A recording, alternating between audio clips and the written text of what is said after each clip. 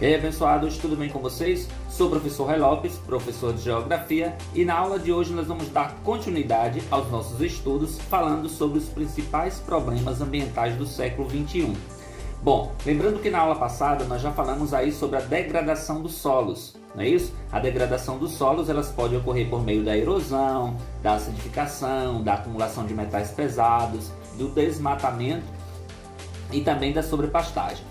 Falamos também sobre as queimadas, né, que é um outro problema ambiental do século XXI, e aí nós comentamos um pouquinho que as queimadas elas podem ser provocadas de forma acidentais e podem ser provocadas de forma voluntária, não é isso? Nós temos aí como grande exemplo de queimadas no Brasil na atualidade, nós falamos muito sobre as queimadas que estão ocorrendo no Pantanal, colocando em risco toda a biodiversidade daquela região. Bom, e hoje o nosso foco será a ameaça e escassez dos recursos hídricos e também a biodiversidade em perigo, não é isso? Bom, falando de escassez de água, a gente lembra que a água é um recurso essencial, ou seja, necessário para a existência de vida em todo o planeta. Sem a água não existe vida, ou seja, é o recurso mais importante para a existência de vida em todo o nosso planeta. Bom, atualmente a água ela é considerada por muitos estudiosos como o ouro do século XXI.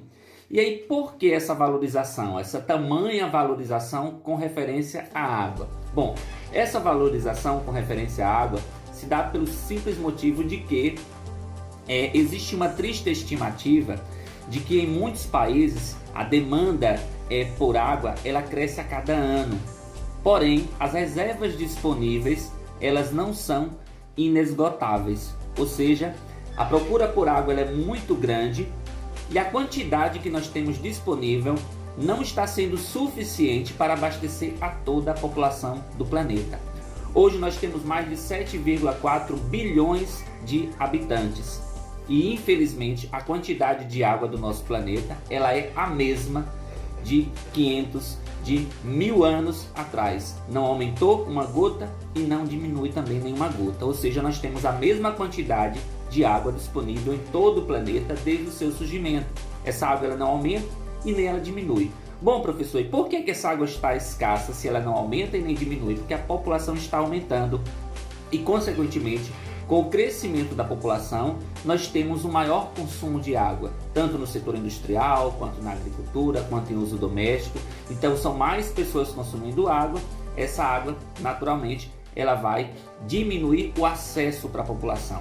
Então hoje nós temos a água como ouro do século XXI, porque a dificuldade para se encontrar água em alguns países ela é muito grande, né? Enquanto existem países como o Brasil, que tem um reservatório de água muito grande, nós temos 12% de toda a água doce do planeta. Existem países que não têm um reservatório de água, né? Que não tem 1 metro cúbico de água. Então existem países que têm uma quantidade muito grande e outros que têm uma escassez enorme de água durante praticamente todo o ano. Então existem vários fatores, na verdade, que causam o aumento da demanda da água em todo o mundo, ou seja, que causam essa necessidade de consumo de água e a falta de água, na verdade, o que nós chamamos de escassez de água em todo o planeta. Mas existem 3 desses fatores que acabam se destacando. Um deles é o crescimento demográfico, que nós já falamos. A população do planeta ela vem aumentando progressivamente e quanto mais se aumenta a população, mais consumo de água se vai ter, né?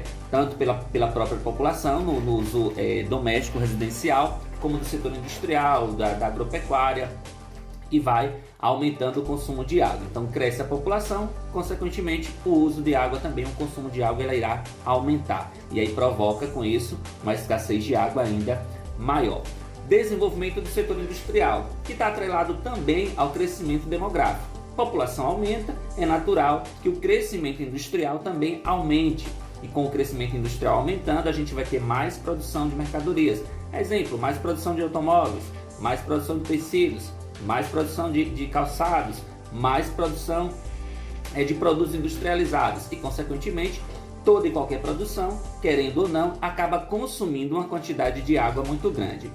E o outro fator é a expansão da agricultura irrigada, que também está ligada ao crescimento demográfico. Observe que todos os outros fatores está influenciado pelo crescimento da população. O crescimento industrial é gerado pelo crescimento populacional. Crescimento na produção agrícola também está relacionado ao crescimento da população. E aí esse crescimento da agricultura está relacionado ao crescimento populacional, há uma necessidade de se produzir mais alimentos, porque a população está aumentando, ou seja, a lei da procura e a lei da oferta. Quanto mais pessoas procurando alimentos, mais necessidade se tem de produzir alimentos. E aí nós sabemos que existem regiões que têm dificuldade com relação à chuva, né? E aí é onde entra a agricultura irrigada, a irrigação, né? A agricultura irrigada, que é um dos grandes problemas também da escassez de água do nosso planeta, porque é uma das atividades, ou a atividade, na verdade, que mais consome água em todo o planeta. A agricultura ela é responsável, na verdade, pela maior parte da extração de água doce do nosso planeta. Quase que 70% de toda a água doce, de todos os recursos hídricos que a gente tem em nosso planeta, é utilizado para atividades de irrigação. Então preste atenção que nós estamos falando aí de 70%, mais da metade de toda a água doce do planeta, ela é utilizada para atividade agrícola de irrigação. Então não é o setor industrial que consome a maior parte da água, não é o uso residencial, é a irrigação. Quantidade de alimentos que é produzida em nosso planeta e que necessita de irrigação, ela é muito grande. E aí isso acaba consumindo um número muito grande de água, mais da metade, na verdade, de toda a água doce do nosso planeta. Bom, e aí enquanto a quantidade de água doce disponível para o crescimento humano está declinando mundialmente, ou seja, está diminuindo a quantidade, ou seja, não é que essa água está diminuindo porque ela está acabando, ela é a mesma. O que está aumentando é o consumo. Então, consequentemente, quando o consumo aumenta, a demanda aumenta também, não é isso? A gente vai ter um consumo maior de água. Um exemplo, se a gente tem na nossa casa lá 2, 3 pessoas e aí um vaso de água de 20 litros dá para durar uma semana, se a gente tem 10, 15 pessoas, esse mesmo vaso de água, ou seja, essa mesma quantidade de água vai durar menos dias. Se durava uma semana, vai durar 3 dias, vai durar 4 dias, porque o consumo está maior, mas a quantidade de água ela é a mesma. Ou seja, o mesmo que acontece na nossa casa com o uso de água, vai acontecer com o nosso planeta. Vai não, acontece com o nosso planeta. Então, a quantidade de água doce disponível para o consumo humano, ela está diminuindo, né, mundialmente. Alguns especialistas afirmam, alguns estudiosos afirmam, que no ano de 2050, né, daqui a aproximadamente 30 anos, a demanda por água ela vai crescer 18% nos países ricos e 50% nos países subdesenvolvidos. E aí, por que nos países ricos aumentam menos e nos países pobres aumenta mais, professor, a procura por água? Porque nos países ricos, o crescimento demográfico ele é mais lento, a população cresce de forma mais lenta. Então, consequentemente, o consumo de água também vai crescer de forma mais lenta. Já nos países subdesenvolvidos, onde as taxas de natalidade, ou seja, de crescimento da população, ela é maior, a gente vai ter uma demanda maior por água. Então aí a gente vai ter 50% do consumo de água vai estar aumentando nos países subdesenvolvidos e apenas 18% nos países desenvolvidos. O que é muito, tanto 18% quanto 50% é uma demanda muito alta para o consumo de água para daqui a 30 anos aproximadamente. Bom, essa escassez de água em todo o planeta, de certa forma, afeta diretamente aproximadamente 30 países. Esses 30 países que são afetados têm reservas de águas que são inferiores a 1.000 metros cúbicos de água por ano, ou seja, é uma falta de água enorme. Nós temos aí essa escassez se agravando principalmente em países africanos, onde a gente tem as maiores escassez de chuvas, de água potável, nos países africanos. Enquanto uma família, só para a gente ter um exemplo, enquanto uma família de classe média lá nos Estados Unidos consome em torno aí de 2.000 litros de água por dia, eu estou falando 2.000 litros de água por dia, na África, essas famílias elas têm menos de 150 litros de água. Ou seja, nos Estados Unidos, uma família de classe média consome 2.000 litros de água por dia. Nos países africanos, esse consumo é de apenas 150 litros. E é uma diferença enorme, porque lá nos Estados Unidos, esses 1.000 litros aí chega facilmente para a população. Só abrir a torneira e a água jorra. Na África, há um diferencial. Essas famílias que têm acesso apenas a 150 litros de água, muitas vezes têm que andar léguas, têm que andar quilômetros para conseguir água. Ou seja, eles não têm acesso a água fácil, como a gente tem aqui, que é só abrir a torneira e a água jorrar. Eles têm que buscar água. As mulheres, os homens, as crianças saem com baldes, com latas d'água para ir buscar água na cabeça. Vocês já prestaram atenção no que significa isso? Que você vai ter que consumir essa água, pouca quantidade de água que eles consomem, muitas vezes é porque é o que eles conseguem trazer da localidade onde eles vão buscar a água, seja um rio, uma lagoa, um lago, onde eles vão buscar água até o local da sua residência. Então eles têm que percorrer quilômetros. Outras vezes eles têm que pegar filas enormes em carro-pipa, quando os governos municipais ou estaduais de seu país estão disponibilizando carro-pipas de água. A briga por carro-pipa, para pegar um balde de água em um carro-pipa é enorme. Então a briga por água nesses países ela é muito grande. E a dificuldade, o acesso a essa água também ela é enorme. Então eles precisam percorrer longas distâncias para estar obtendo essa água. Bom, essa questão da escassez de água, ela se agrava ainda mais sobre mais de 50% dos rios da superfície terrestre, eles estão poluídos. Eu estou falando mais de 50% dos rios, gente. Isso quer dizer que mais da metade dos rios do nosso planeta são rios poluídos. São os rios que recebem dejetos residenciais, industriais. São rios que são jogados esgotos dentro. São rios que são jogados todo o lixo urbano que vem com chuva e vai parar dentro do rio. São rios que têm lagos ou lagoas que têm áreas urbanas em volta e que todos os dejetos acabam caindo dentro desses rios. Então nós temos mais de 50% dos rios do nosso planeta considerados rios poluídos, certo? Onde as vias acabam se esgotando em função do desperdício também e da má gestão desses recursos hídricos. Então nós temos ainda, além dos rios poluídos na superfície, nós temos também aqueles que são mal geridos, aqueles rios que são mal, digamos assim, geridos. O governo acaba não gerindo de forma correta os recursos hídricos de determinada localidade. E aí, entre esses grandes rios que a gente tem com poluição, nós temos destaque aí para o rio Hunghong, que é o rio amarelo da China, que é um dos maiores rios do mundo e que se encontra praticamente poluído. Nós temos o rio Colorado, que também é um grande rio dos Estados Unidos, também poluído. Nós temos o rio Nilo no Egito, que é um dos rios mais importantes para a região do Egito, na verdade um dos rios mais importantes da África, né, de toda a África, o rio Nilo. E o rio Nilo é um rio que na atualidade é um rio que vem sendo disputado, na verdade, por várias nações, justamente porque é um rio que tem um volume de água muito grande, que abastece vários países, não só o Egito, né?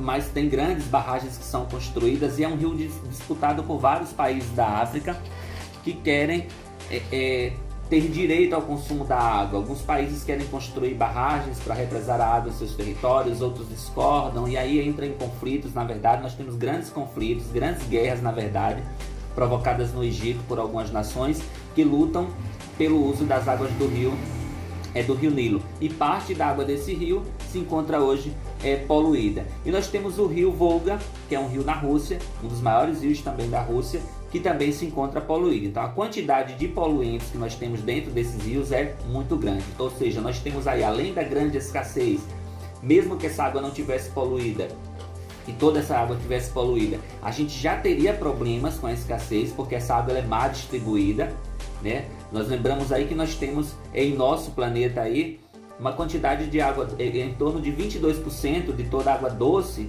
em termos de 22% de toda a água do nosso planeta é água potável, é água doce. Só que desses 22%, uma parte delas está em lençol de água subterrâneo, outra parte dela está congelada nas geleiras, tanto no Polo Norte quanto no Polo Sul. Outra parte está em rios, que é aquela água superficial, aquela que é de fácil acesso para o consumo humano. Porém, como a gente viu aí, 50% dessa água doce que está de fácil acesso, ela se encontra poluída. Então, os problemas são enormes com relação à escassez de água. A água já é motivo de guerra em muitos países do Oriente Médio, que é onde se enfrenta uma escassez de chuva muito grande. A água já é motivo de guerra em muitos países africanos que têm dificuldade também em estar conseguindo encontrar água potável. E para evitar o fim desse recurso natural, desse recurso hídrico, lembrando que esse é um recurso que ele pode ser esgotável sim, porque o mau uso, a má administração desse recurso pode gerar sim o fim da água doce em nosso planeta, certo? A água é um recurso renovável, mas ela pode se transformar em um recurso inesgotável, pode se transformar em um recurso inesgotável, desde que ela não seja utilizada da forma correta, ou seja, da forma que vem sendo utilizada, da forma que a gente vem poluindo os rios. Daqui a alguns anos, 30, 40, 50, 60, 70 anos, a gente pode ter problemas ainda maiores com relação à escassez de água. E o que a gente pode fazer para evitar o fim desse recurso hídrico e, de certa forma, garantir que as próximas gerações, que as gerações futuras, elas possam usufruir desse mesmo bem que nós estamos usufruindo hoje? Bom, é preciso primeiro a gente adotar novas ações para o uso da água, ou seja, utilizar a água de forma racional, desde a economia do nosso cotidiano, ou seja, do uso da nossa casa, a gente aprender a utilizar a água de forma consciente, escovar os dentes com a torneira fechada, tomar banho, desligar o chuveiro quando fosse ensaboar, lavar carro de balde não de mangueira, lavar a calçada de casa com água que lavou a roupa. Ou seja, é a gente fazer práticas do nosso dia a dia que vão contribuir para a diminuição do gasto de água, a gente ter essa conscientização do uso racional de água. Na escala também em outros lugares de públicos, até mesmo o estímulo de políticas públicas também para uso racional de água, que garantam o uso sustentável também desse recurso. Então a gente precisa tomar algumas medidas, tanto na nossa casa quanto o poder público. Precisa tomar medidas que venham de certa forma, influenciar a população a ter um consumo consciente, influenciar os agricultores, influenciar os donos de indústrias a ter um consumo consciente desse recurso. Ou do contrário, as gerações futuras não terão acesso a esse mesmo bem precioso que nós temos, e isso colocará em risco a existência de vida também em nosso planeta. Ok? Vamos partir para outro ponto aí? Bom, no outro ponto a gente fala sobre a biodiversidade em perigo, não é isso? Quando a gente falou de alguns dos problemas ambientais, falamos das queimadas, do desmatamento, da degradação do solo e também da escassez de água. Tudo isso pode gerar, todos esses problemas aí geram um problema ainda maior, que é a biodiversidade, certo? Na Rio 92, que foi uma conferência que teve no Rio de Janeiro, foi estabelecida a Convenção sobre os direitos sobre a diversidade biológica, né, que a partir de então passou a orientar algumas ações, alguns valores em vários países, né, para a conservação da biodiversidade. E quando a gente fala em biodiversidade, a gente está falando em quê? Da fauna e da flora. Ou seja, o uso sustentável dos seus componentes, repartição justa e equitativa dos benefícios derivados da utilização dos recursos genéticos. Ou seja, a Rio 92 ela tratou de questões ambientais e dessa preocupação com a sustentabilidade, ou seja, o uso racional dos recursos em nosso planeta, para garantir que as gerações futuras elas tenham acesso aos mesmos bens que nós estamos tendo hoje. Bom, de fato, essa preservação da biodiversidade é um dos grandes desafios, né, ambientais do século XXI. Né? Grande parte dos problemas ambientais apresentadas até aqui, elas levam de certa forma à destruição de espécies animais e vegetais. Quando a gente fala do desmatamento, quando a gente fala das queimadas, as queimadas e o desmatamento, quantas árvores já desapareceram de nosso planeta? O pau-brasil, que era uma mata nativa, a Mata Atlântica, uma mata nativa de todo o litoral brasileiro, hoje se encontra só 5%.